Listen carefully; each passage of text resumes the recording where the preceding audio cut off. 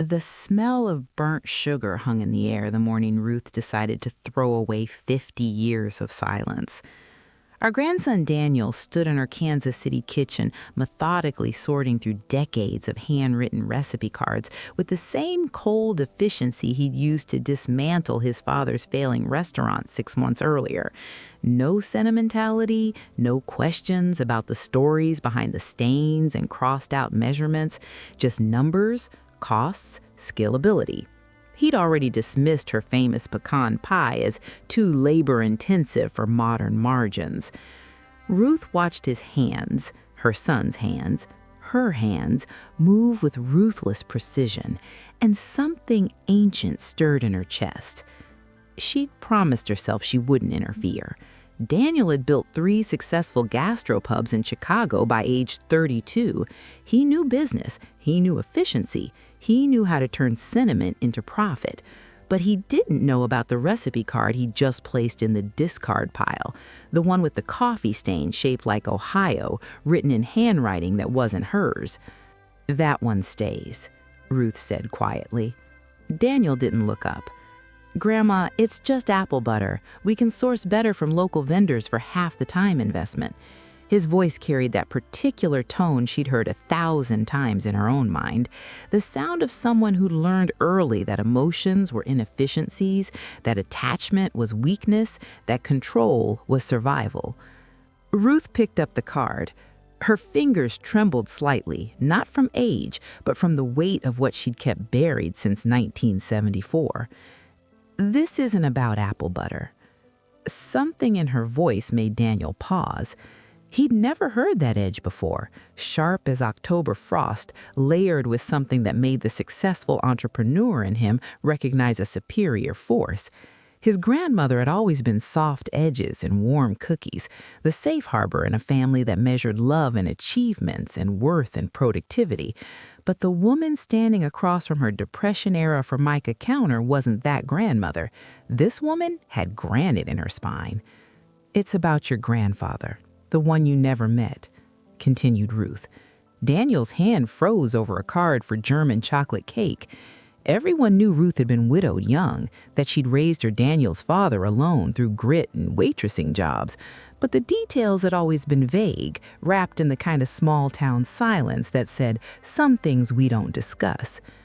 Ruth pulled out a kitchen chair, the one with the wobbly legs she'd never fixed because James had promised to repair it the week before he left. "Sit down. If you're gonna throw away what matters, you should at least know what you're destroying." The word destroying hit different than her usual gentle protests. Daniel sat, his phone face down on the table in a rare gesture of full attention. Outside, a neighbor's wind chime played the same melody it had for 40 years, marking time in a town where time moved like honey. "Your grandfather wasn't a good man," Ruth began, and Daniel's eyebrows rose. This wasn't the story he'd been expecting. "He was a brilliant man.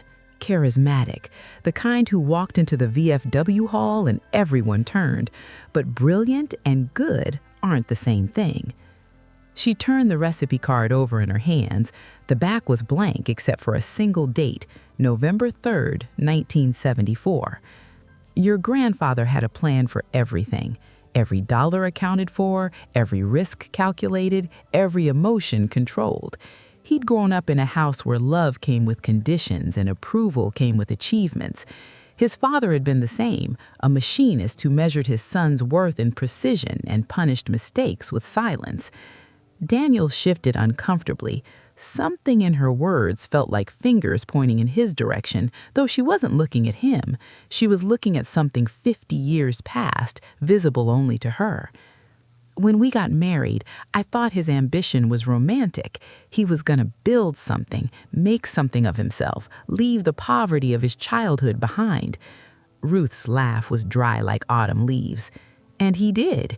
He built a construction business from nothing, worked 18-hour days, underbid every competitor, never missed a deadline, never showed weakness, never stopped climbing." She paused. And in that pause, Daniel heard the echo of his own life. The 80-hour weeks, the relationships that withered from neglect, the family dinners missed for conference calls, the way his ex-girlfriend Sarah had finally left with the words, "You're married to your calendar, not to me." I told myself his coldness was focus, that his inability to celebrate small joys was discipline, that when he scheduled sex on Tuesdays and Saturdays like a business meeting, it was just efficiency. Her fingers traced the coffee stain on the card. I told myself a lot of things. Through the kitchen window, Ruth could see the backyard where she'd planted tomatoes every spring for 5 decades. The same patch of earth, the same ritual, the same quiet rebellion against the man who told her gardening was an inefficient use of resources. Your father was born in 1972. James was furious, not at having a son, but at the timing. We just landed the Riverside Mall contract, the one that would make us. A baby was an unnecessary complication. Those were his exact words. Unnecessary complication. Ruth's voice didn't waver, but Daniel saw her jaw tighten the way his own jaw did when emotions threatened to interfere with composure. He missed the birth, had to oversee a concrete pour, couldn't be rescheduled, he said. When he finally came to the hospital, he held your father for exactly 90 seconds, commented that babies all look the same, and left to review budget projections. Daniel felt something cold spreading through his chest. Last year, his sister had given birth to his nephew. He'd been in Miami closing a deal on a waterfront property. He'd sent flowers, expensive ones. He'd visited 3 weeks later, stayed for 40 minutes, and spent most of it checking emails. His sister hadn't said anything, but his husband had looked at him with something that might have been pity. "I told myself it would get better when your dad got older," said Ruth, "but James just optimized." That's what he called it. Optimizing family time. 15 minutes of quality interaction before bed. No spontaneity. Spontaneity was chaos. No mess. Mess was inefficiency. No failure. Failure was unacceptable. She pulled out a battered pot, one Daniel recognized from childhood. She lit the burner with a wooden match, the small flame casting shadows that made her look both younger and infinitely older. Your father learned fast, learned that love had to be earned through achievement, that emotions were weaknesses to overcome, that the only approval he'd get was through perfection. Ruth dumped apples into the pot, Granny Smith's, the tart kind that made your mouth pucker. Daniel noticed she didn't measure, just knew by feel, by decades of repetition, by a kind of knowledge that couldn't be quantified in spreadsheets. In 1974, James's business was booming. We'd just bought this house. He chose it because it was a good investment, not because it had a porch for watching sunsets or a yard for a kid to play in. Good bones, he said, solid appreciation potential. Ruth's laugh was bitter. He was right about numbers, of course. He was always right about numbers. That fall, his father, your great-grandfather, had a stroke. Massive. The doctor said he wouldn't make it through the week. I thought maybe seeing his father dying would crack something in James, make him realize that all his control, all his planning, couldn't stop the things that mattered. She stirred the pot slowly, watching the apples break down. Daniel noticed she didn't measure, just knew by feel, by decades of repetition, by a kind of knowledge that couldn't be quantified in spreadsheets. In added brown sugar to the pot, and Daniel watched it dissolve into the apples like time collapsing. The kitchen was silent, except for the gentle bubble of the pot and the wind chime outside playing its endless song. Daniel realized he was holding his breath. He looked at me like I'd spoken a foreign language. Happy? He didn't understand the question. Happiness was irrelevant. Success was measurable. Achievement was quantifiable. Happiness was just brain chemistry, a distraction from building something that mattered. Her fingers trembled as she continued stirring. And then he told me his plan. Expand aggressively, which meant more time away, which meant your father, who was 2 years old, would essentially grow up without him, which meant our marriage would become a business partnership, efficient, functional, devoid of the messiness of actual intimacy. She looked at Daniel directly, and she saw tears she refused to let fall. He asked me if I could accept that. He phrased it like a contract negotiation. Could I accept being alone while he built an empire? Could I accept raising a son who would barely know his father? Could I accept a life where everything beautiful was sacrificed for something profitable? The apple butter had thickened to the perfect consistency. Daniel could see that even without tasting it, just from the way it moved in the pot. She reached for the old mason jar, the one with the chip on the rim, the kind of thing Daniel would have thrown away as damaged goods. She spooned the apple butter into it with steady hands. "I told him no," Ruth said simply. "I said I wouldn't accept that our son deserved a father, not a quarterly earnings report in human form, that I deserved a husband, not a roommate who occasionally deposited paychecks." She pulled out a mason jar from the cabinet, old with a chip on the rim, the kind of thing Daniel would have thrown away as damaged goods. Ruth spooned the apple butter into it with steady hands. "He asked what I wanted him to do instead. Give up? Settle for mediocrity? Waste his potential?" Her voice dropped. "I told him I wanted him to choose us. Choose messy, inefficient, unpredictable love over impressive, lonely success. Choose being present over being productive. Choose being a father over being feared." Daniel's throat felt tight. He thought about the last conversation he'd had with his father calling to ask if he'd be home for Christmas, and Daniel explaining he'd be in San Francisco networking at an industry event that could open doors. His father had said, "Of course, that makes sense." No anger, no disappointment, just the flat acceptance of someone who'd learned long ago not to expect anything different. James stood in this kitchen for 5 full minutes. I watched him calculate, weigh options, run scenarios. I could see it happening behind his eyes, the same process he used for business decisions applied to his family. Cost-benefit analysis, risk assessment, return on investment. And then he told me he couldn't do it, couldn't choose small over significant, couldn't choose present over future, couldn't choose feelings over facts. He said he loved us, and I believe he did in his way, but his way of loving was building something impressive, not being something warm.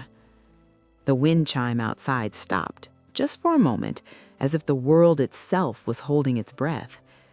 He left that night, signed the expansion papers the next morning, took on $5 million in debt, worked every waking hour for the next 8 months. On July 19, 1975, he had a heart attack on a construction site, 43 years old, dead before the ambulance arrived. Daniel felt like he'd been punched. He'd known his grandfather had died young, but the details had always been vague. A tragedy, they'd said. Such a shame, they'd said. But no one had ever explained that it wasn't just tragedy, it was consequence.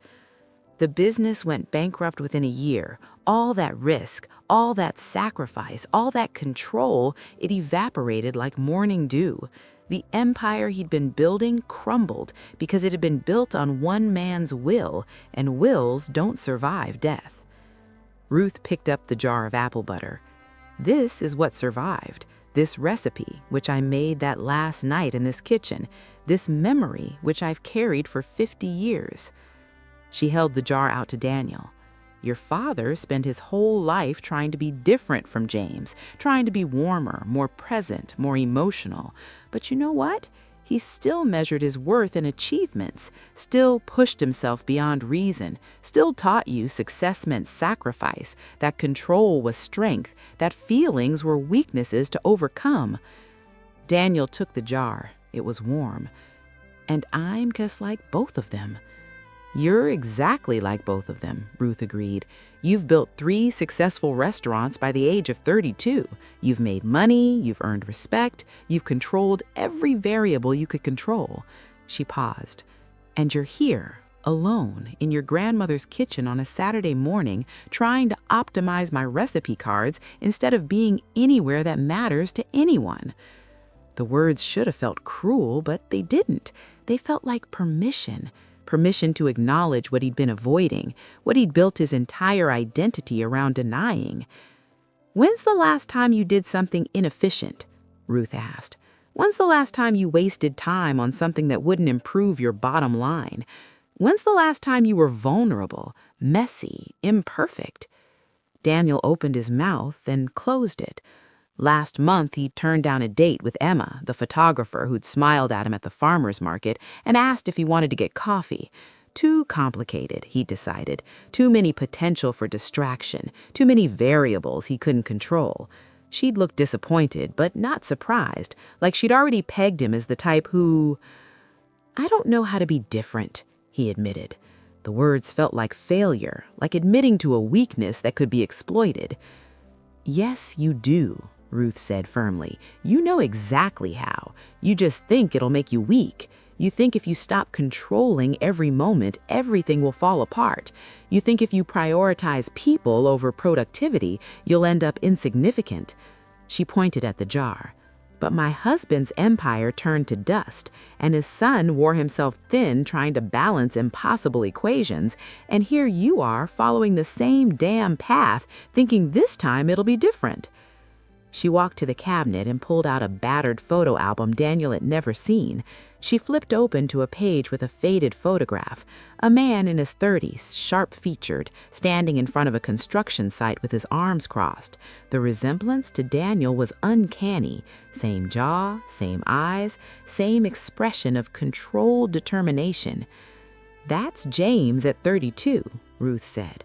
"Same age you are now. Look at him. Really look." Daniel stared at the photograph. His grandfather looked successful, powerful, in control, completely, utterly alone. "Now look at this." Ruth flipped to another page, a different photo, this one recent, Ruth's church picnic last summer. There was old Mr. Henderson, who taught Daniel to fish when he was 7, Mrs. Patterson, who still sent him birthday cards with $5 bills tucked inside, even though he was a millionaire, Father Mike, who'd given the worst sermons with the best advice, a whole community of people who'd known Ruth not as a success story, but as a person to them. Ruth closed the album gently. "So here's my question, Daniel. When you die, and you will, sooner than you think if you keep this pace, what do you want to leave behind? A portfolio of profitable restaurants, or a jar of messy, inefficient, irreplaceable love?"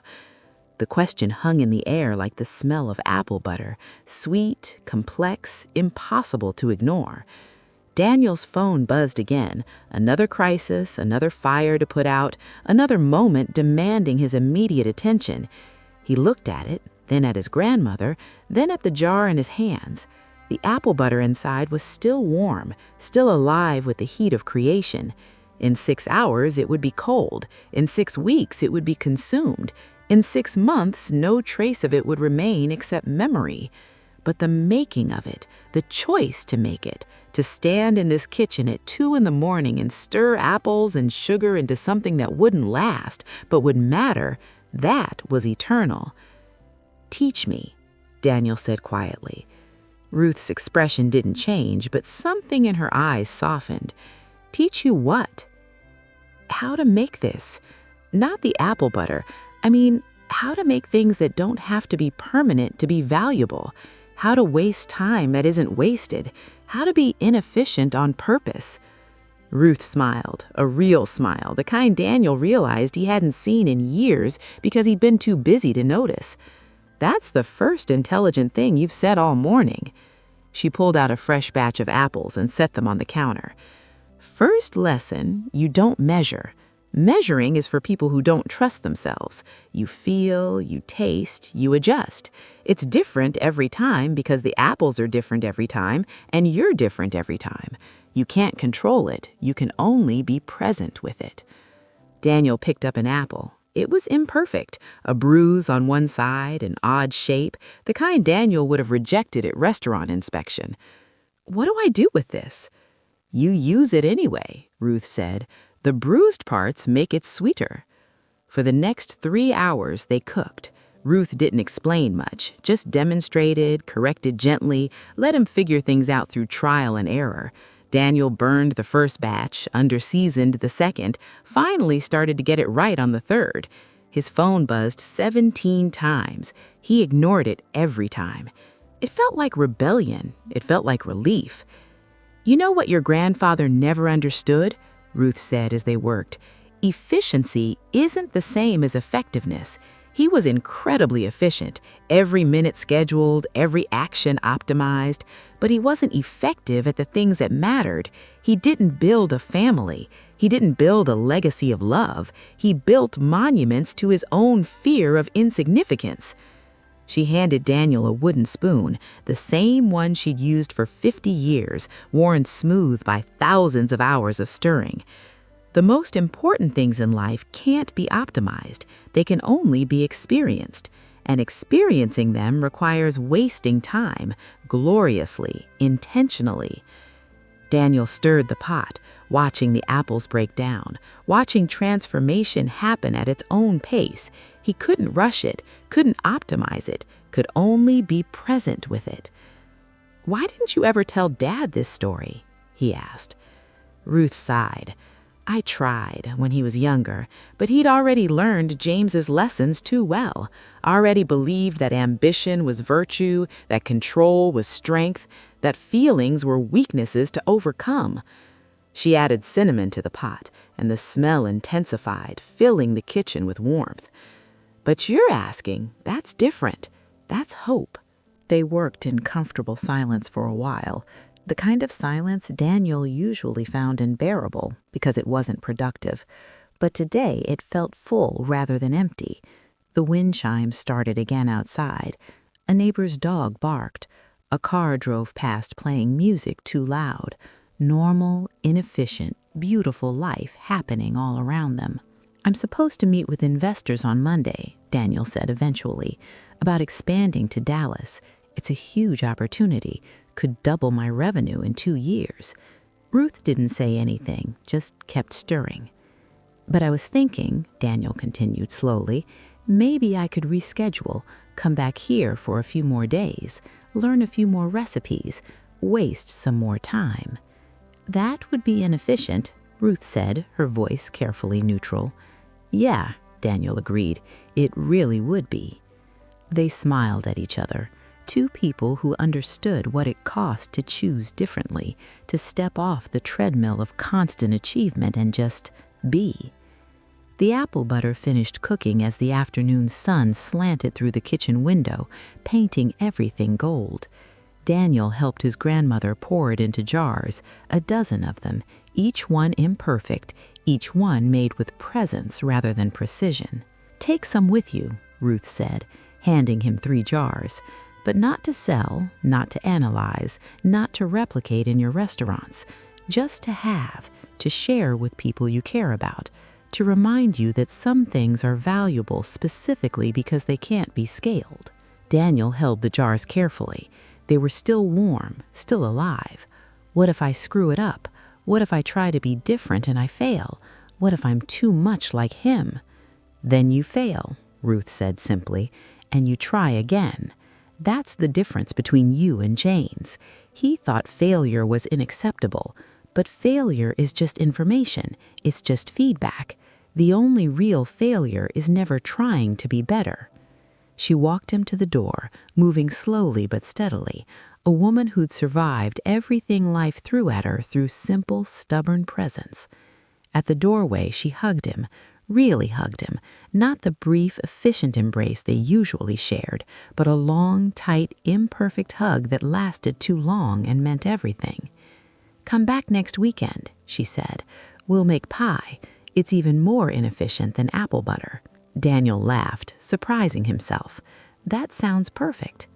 He drove back to Chicago that evening as the sun set over the Kansas plains, painting the sky in shades of orange and purple that no algorithm could predict or replicate. The jars of apple butter sat in the passenger seat, 3 small containers of messy, irreplaceable value. At a rest stop near Columbia, he finally checked his phone. 37 messages. Most were about problems that had already resolved themselves. 2 were from his manager, confirming they'd figured out the shipment issue without him. 1 was from his sister. "Mom said you spent the day with Grandma. That's nice. Come meet your nephew properly sometime." Daniel sat in the parking lot as trucks rumbled past and night settled over the highway. He pulled out his phone and instead of responding to work crises, he called Emma, the photographer from the farmer's market. She answered on the third ring, surprise evident in her voice. "Hey," he said, suddenly aware he had no speech prepared, no objective planned, no desired outcome calculated. "I know this is weird and inefficient and probably bad timing, but would you want to get coffee tomorrow? Like, not a working breakfast, just coffee." There was a pause. Then, "Yeah, I'd like that." They made plans, loose, unoptimized plans that might change, might not work out, might lead nowhere. It felt terrifying. It felt like freedom. That night in his minimalist Chicago apartment, with its clean lines and lack of clutter, Daniel did something he hadn't done in years. He sat at his kitchen table, opened one of the jars of apple butter, and ate it straight from the jar with a spoon. It was too sweet, slightly imperfect, utterly delicious. He thought about his grandfather, dead at 43, surrounded by blueprints for buildings that no longer stood. He thought about his father, who'd worked himself sick trying to prove he was different while repeating the same patterns. He thought about himself, 32 years old, successful, empty, standing at the same crossroads where James had stood 50 years earlier. But Daniel had something James didn't, a grandmother who'd survived by choosing differently, a jar of apple butter that proved value didn't require permanence, a story that showed the difference between being impressive and being loved. The apple butter tasted like autumn, like Kansas, like his grandmother's hands creating something imperfect and irreplaceable. It tasted like hope. Daniel pulled out his laptop, not to work, but to write. He started documenting the recipe, but not in restaurant terms. No measurements, no standardization, just the feel of it, the sense of it, the presence required to make something that couldn't be replicated because it was born from a specific moment, a specific person, a specific choice to be there fully. He wrote, "First lesson, you don't measure, you feel. It's different every time because you're different every time. You can't control it, you can only be present with it." Then he saved the document and closed his laptop. There would be time for more later. For now, there was just this moment, a quiet apartment, a jar of imperfect apple butter, and the radical, terrifying choice to prioritize being over achieving. The next morning, Daniel did something unprecedented. He called his restaurant manager and told her he was taking a week off. A real week, not a working remotely week. He was shocked. She was shocked. But he did it anyway. He spent Monday with Emma, getting coffee that turned into lunch, that turned into walking around the city for 6 hours, wasting time gloriously. She showed him Chicago through a photographer's eyes, not as a market for restaurants, but as light and shadow, moment and memory. Tuesday, he drove back to Kansas City. Ruth taught him to make pie crust, which required even more patience and even less control than apple butter. His first 3 attempts were disasters. They laughed until tears ran down their faces. Wednesday, he visited his father and gave him a jar of apple butter. They sat on his father's back porch, not saying much, just being together in a way they hadn't since Daniel was small. His father ate the apple butter slowly, and Daniel saw something in his eyes. Recognition, maybe, or regret, or both. "Your grandma make this?" his dad asked. "We made it together," Daniel said. "She told me about Grandpa, about the choice he made." His father was quiet for a long moment, watching birds fight over the feeder in his yard. Finally, "I spent my whole life trying not to be him, but I measured my success by the same metrics: achievement over presence, control over connection." "Yeah," Daniel said, "me too." "You're going to do something different?" his father asked. "I'm going to try," Daniel said. "Might fail, probably will fail sometimes, but I'm going to try." His father nodded slowly. Then, surprising them both, he reached over and squeezed Daniel's shoulder, a brief, awkward, utterly sincere gesture. "Good, that's good. Thursday, Daniel visited his sister and nephew. He spent 4 hours on the floor playing with blocks, getting drooled on, achieving nothing measurable. His nephew laughed when Daniel made stupid faces. His sister said, "You should come around more often. When you're actually here, you're pretty great." Friday, he called the Dallas investors and postponed the meeting. Not canceled, postponed. He wasn't ready to walk away from ambition entirely, but he was ready to question every opportunity had to be seized, every expansion pursued, every moment optimized for maximum achievement. Saturday, he was back in Ruth's kitchen learning to make bread. Bread which required patience beyond reason, bread which couldn't be rushed or optimized, bread which was either made with presence or it was garbage. "You're getting it," Ruth said, as Daniel kneaded dough with flour-covered hands. "You're starting to understand that the valuable things require your full attention, not your divided efficiency." "It's harder than I thought," Daniel admitted. "Every instinct I have screams to multitask, to optimize, to control." "Of course it does," Ruth said. "Those instincts kept your grandfather alive during the Depression, kept your father employed during recessions, kept you successful in a brutal industry. They're not wrong instincts, they're just incomplete." She pulled a fresh loaf of bread from the oven, golden, imperfect, smelling like home. The trick isn't to eliminate ambition, it's to balance it with presence, to work hard but also waste time beautifully, to achieve things but also just be with people. Daniel thought about the past week: coffee with Emma, time with his nephew, bread with his grandmother. None of it had improved his bottom line. None of it had advanced his career. All of it had mattered more than anything he'd achieved in the past year. "What if I can't maintain the balance?" he asked. "What if I slide back into old patterns?" Ruth smiled. "Then you'll slide back, and then you'll remember this bread, or that apple butter, or the way your nephew laughed, and you'll choose differently again. That's how change works. Not perfectly, not permanently, just progressively." She cut the bread, steam rising from the center. "Besides, you're not alone in this. That's what James never understood. He thought strength was isolation, that admitting need was weakness. But the strongest thing you can do is surround yourself with people who'll call you back when you drift." She handed Daniel a slice. It was warm, imperfect, unoptimizable. It was perfect. Over the next few months, Daniel built a new kind of life. Not by abandoning his restaurants. They were still important to him, still expressions of his skill and vision, but he stopped treating them like the only measure of his worth. He hired a general manager he actually trusted, someone capable of running daily operations without his constant oversight. It felt like letting go of control. It felt like delegating value. It felt terrifying and necessary.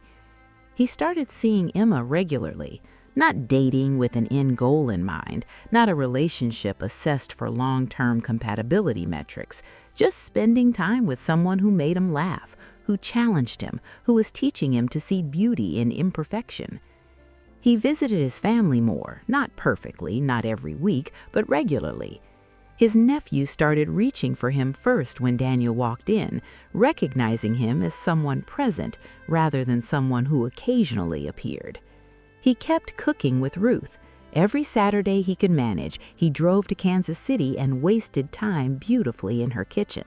They made pies, stews, casseroles, all the inefficient, time-intensive recipes that couldn't be replicated in restaurants. They talked about James, about patterns, about the choice that defined every moment, control or connection, achievement or presence. "You know what you've done?" Ruth said one Saturday as they made Christmas cookies with shapes that would never win design awards. "You've broken the chain." Daniel looked up from a lopsided star. "What chain?" "The chain of men in this family who measured their worth in achievements and died alone with impressive obituaries." She pointed at him with a flour-covered finger. "Your great-grandfather died at 62, heart attack at his workbench. Your grandfather at 43, heart attack at a construction site. Your father's on blood pressure medication and he's only 65. She smiled, but her eyes were serious. But you're 32 and you're learning to waste time. You're learning to be inefficient. You're learning that some things are valuable specifically because they don't scale. Daniel felt something shift in his chest, a release of pressure he'd been carrying so long he'd stopped noticing its weight. I'm still scared I'll screw it up. You will, Ruth said cheerfully. You'll have weeks where you backslide, where you work too much, miss what matters, optimize when you should be present, but that's okay. Progress isn't perfection, it's just moving in the right direction more often than not. She pulled a tray of cookies out of the oven, imperfect, slightly burnt on the edges, utterly real. Besides, you've got people now. Emma, your family, me. We'll remind you when you're drifting. That Christmas, Daniel did something unprecedented. He closed all 3 restaurants for 2 days. His managers thought he was insane. We'll lose revenue, they protested. It's prime season. I know, Daniel said, but I've got somewhere else to be. He spent Christmas Eve in Kansas City, in Ruth's kitchen, helping her prepare the same meal she'd made for 50 years. He burned the rolls, oversalted the gravy, dropped a pie crust on the floor. They laughed until they couldn't breathe. Christmas morning, the whole family gathered in Ruth's small house, the house that James had bought as an investment that had become a home through sheer stubborn presence. Daniel's father, his sister and brother-in-law, his nephew, Emma, whom he'd invited nervously, and she said yes, and Ruth at the center of it all. They ate imperfect food and told stories about James, not sanitized ones, but real ones, the good and the bad, the ambition and the cost. They acknowledged what he'd built and what he'd destroyed. They honored him by learning from him.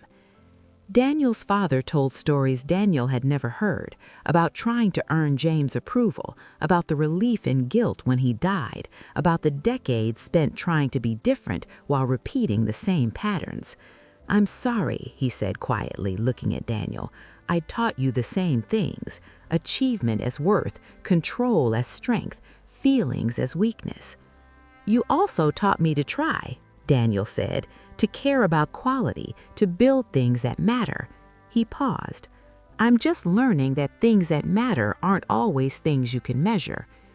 His nephew toddled over and climbed into his lap, sticky hands grabbing at Daniel's shirt.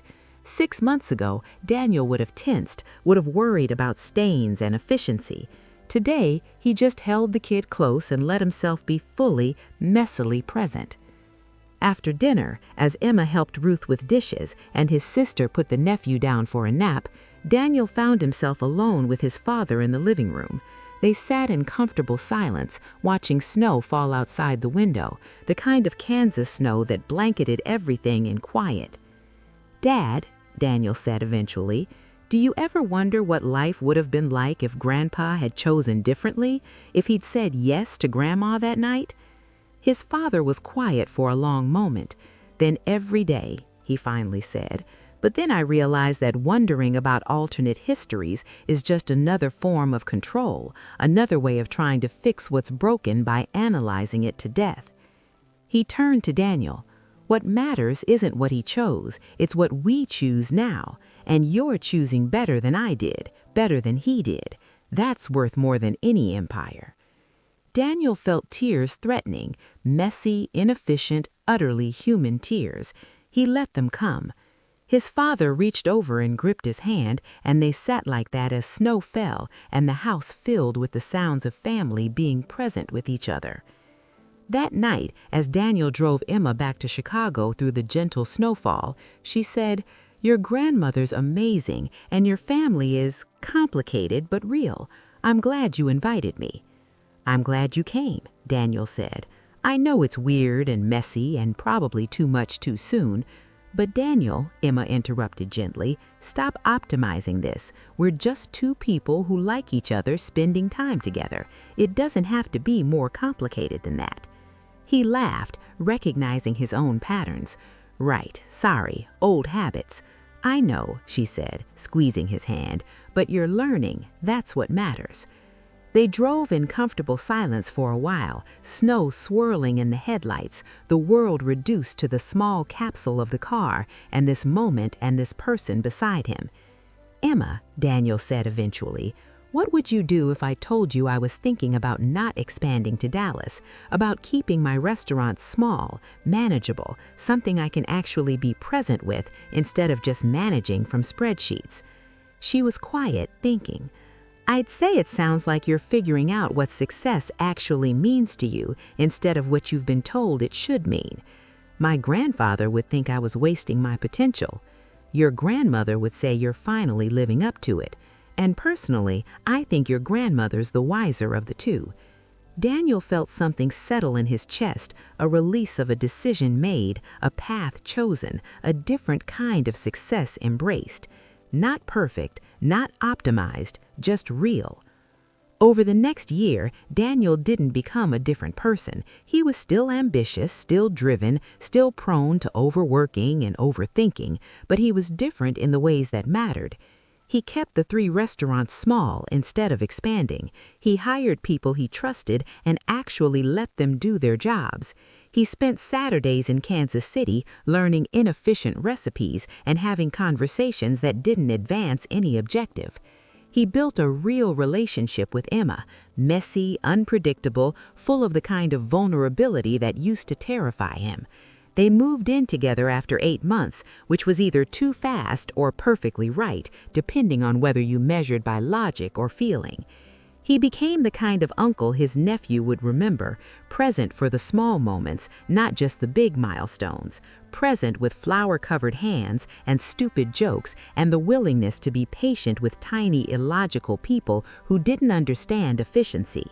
And every few weeks, he made apple butter. Not to sell, not to perfect, just to make.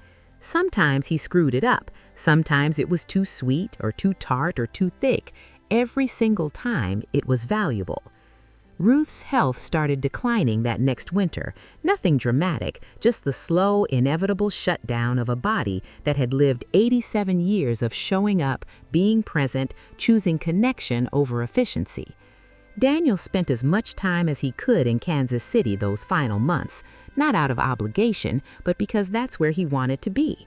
He cooked with her when she had energy, sat with her when she didn't.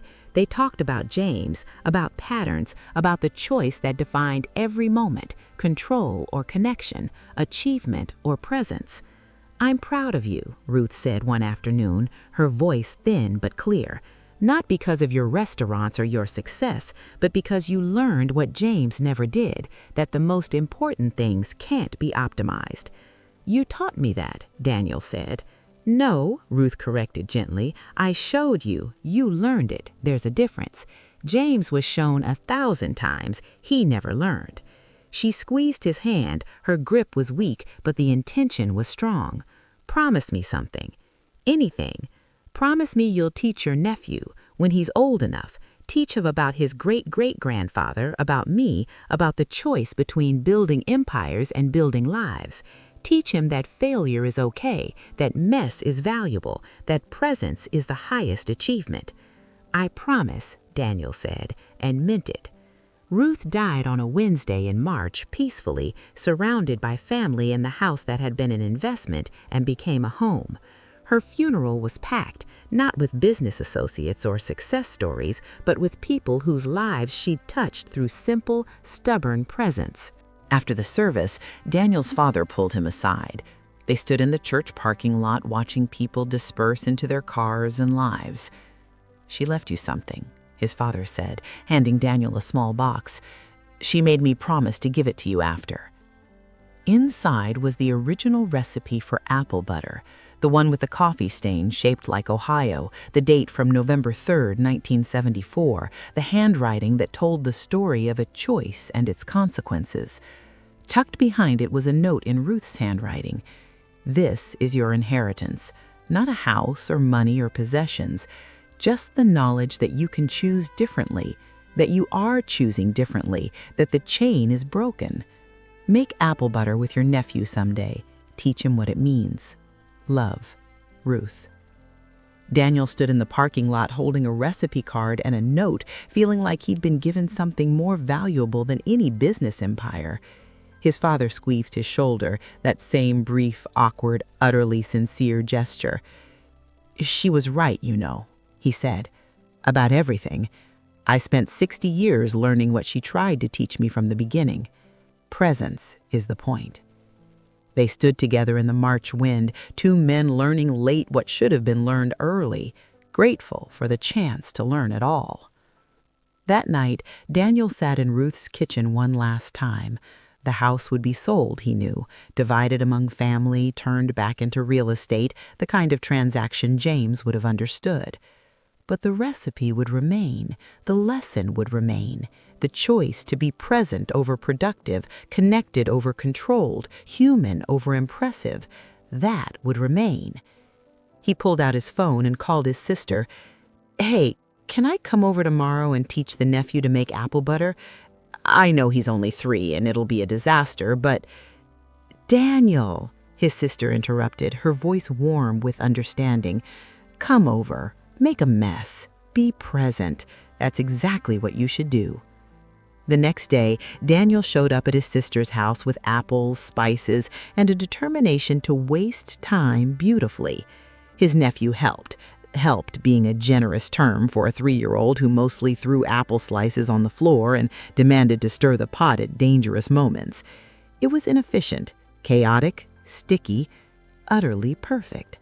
The apple butter they made was terrible, under-seasoned, inconsistent, with bits of peel Daniel had been too distracted to remove. Daniel jarred it anyway and put it in his sister's fridge with a note, "Made with your uncle, March 2026. It's awful, it's perfect."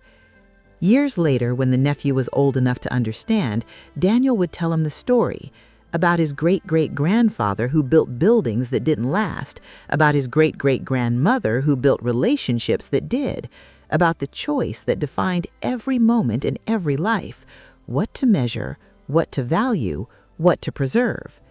But for now, there was just this moment. A kitchen full of flour and laughter, a nephew covered in apple juice, a jar of imperfect apple butter cooling on the counter, proof that value didn't require permanence and success didn't require scale, just presence, just choice, just the daily decision to be fully there, even when, especially when, it was inefficient. That evening, Daniel drove home through the Chicago suburbs as the sun set, painting the sky in colors no spreadsheet could predict. The jar of terrible apple butter sat in his passenger seat, 3 pounds of messy, inefficient, utterly invaluable proof that he'd chosen differently, that he'd broken the chain, that he'd learned what his grandfather never could. The most important things in life can't be optimized. They can only be experienced. And experiencing them requires wasting time gloriously, intentionally, with full presence and imperfect love. The wind chime in Ruth's old kitchen would keep playing long after the house was sold, marking time for whoever lived there next. But its song had already taught Daniel what he needed to know. Success isn't what survives in buildings or businesses. It's what survives in the people you loved and the time you gave them, and the choice made every day to be present over impressive, connected over controlled, human over perfect. Daniel pulled into his driveway as Emma came out to meet him, smiling at the apple butter stains on his shirt. "Good day?" she asked. "Inefficient, chaotic, perfect." They walked inside together, carrying a jar of terrible apple butter that would be gone in a week and matter forever. Proof that the best things in life are made with presence, not precision. And somewhere, he liked to imagine, Ruth was smiling, not at his success, but at his choice to measure value differently than his grandfather had, to choose connection over achievement, to waste time beautifully, to finally understand that the recipe was never really about apple butter at all.